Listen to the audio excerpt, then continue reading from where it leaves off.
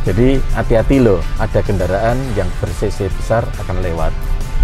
Ini enaknya kalau kita di Jakarta.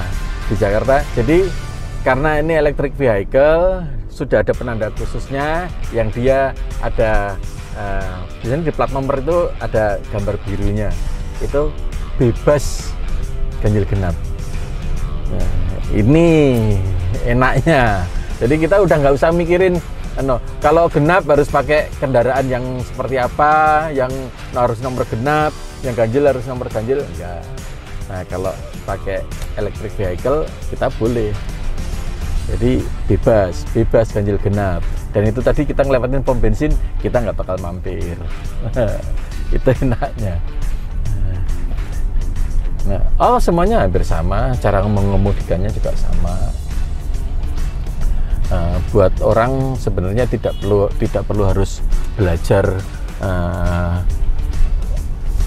khusus untuk sih, nggak perlu sih, karena ya ini benar-benar kayak naik kendaraan seperti biasa, hanya membedakan bahwa ini kendaraan tidak harus pakai bahan bakar minyak, tidak pakai BBM, tapi ini pakai listrik, di mana ada baterai yang dia akan menggerakkan motor listrik. Nah, ini kalau kita ngelihat tampilannya kan semuanya lebih futuristik, dan ini semuanya tidak ada panel yang dirasa mengganggu, nggak ada. Jadi ini benar-benar kayak mengoperasikan itu peralatan elektronik seperti biasa.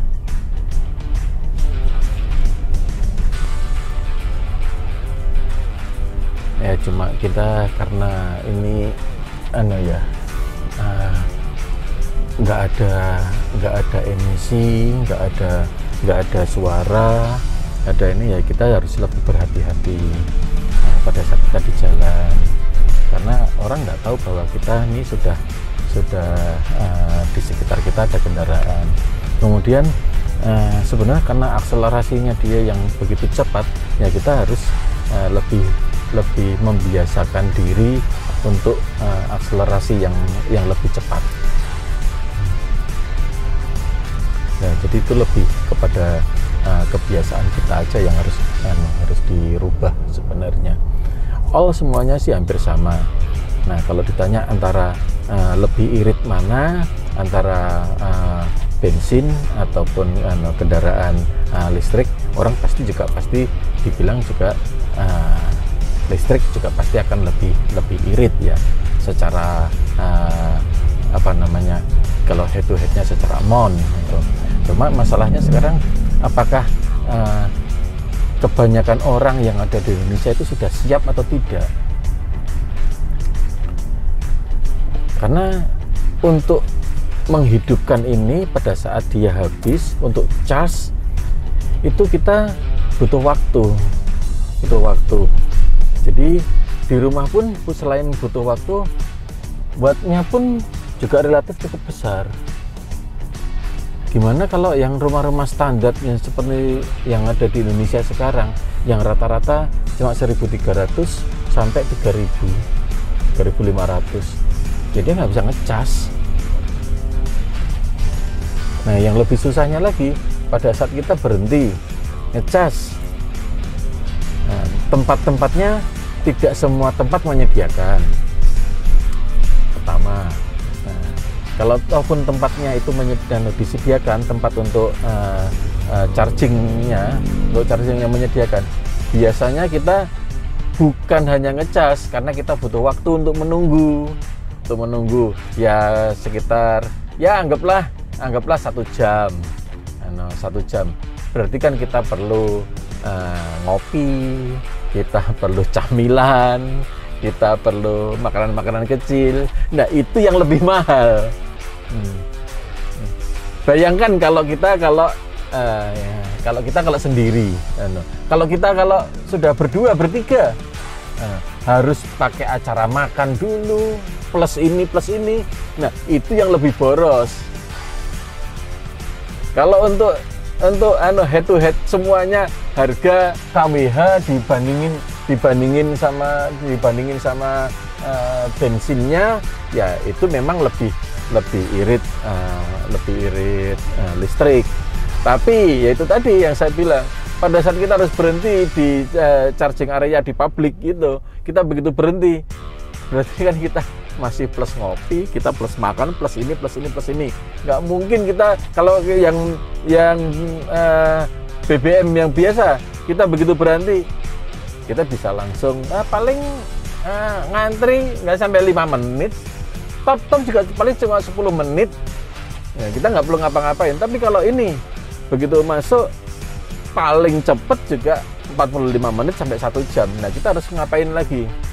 Yang cowok mungkin bisa langsung, ya gampang lah, kita mungkin bisa ngerokok doang. Tapi pada saat itu kita harus plus minum, makan, mungkin bukan hanya berdua, bertiga, berempat, ya itu yang lebih boros. Nah, karena ini memang ya dipakai buat kepraktisan, lifestyle, dan memang kedepannya semuanya nantinya juga akan menuju ke elektrik semuanya. Jadi ya balik lagi ke kita, dan suka nggak suka, ini namanya kan kemajuan teknologi. Untuk masa depan ya dengan konsekuensi apapun ini harus dimulai, ini harus dijalankan, karena teknologi tidak bisa akan kita bendung. Teknologi nggak bakal akan mundur, kita akan maju terus dengan segala konsekuensinya, termasuk electric vehicle. Nah, pilihannya nanti ada di kita.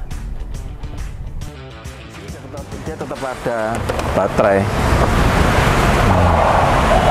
Ini ada akinya.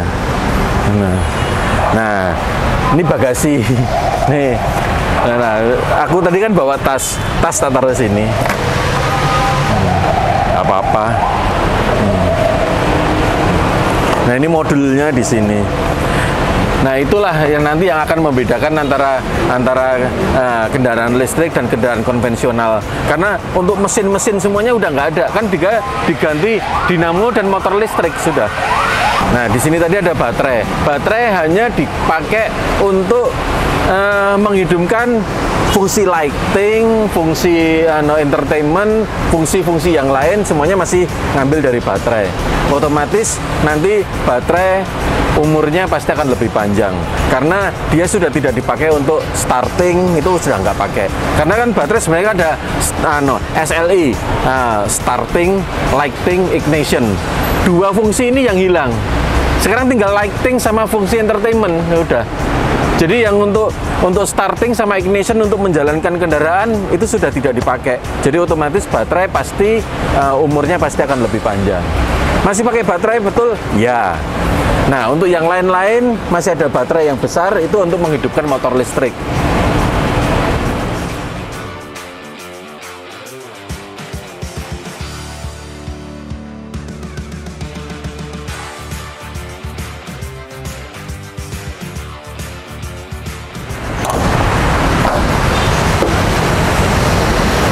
Oke, terima kasih sudah mengikuti aktivitinya Tumenggung dari seharian ini. Ya, ketemu saya lagi nanti di beberapa aktiviti yang lain. Bye.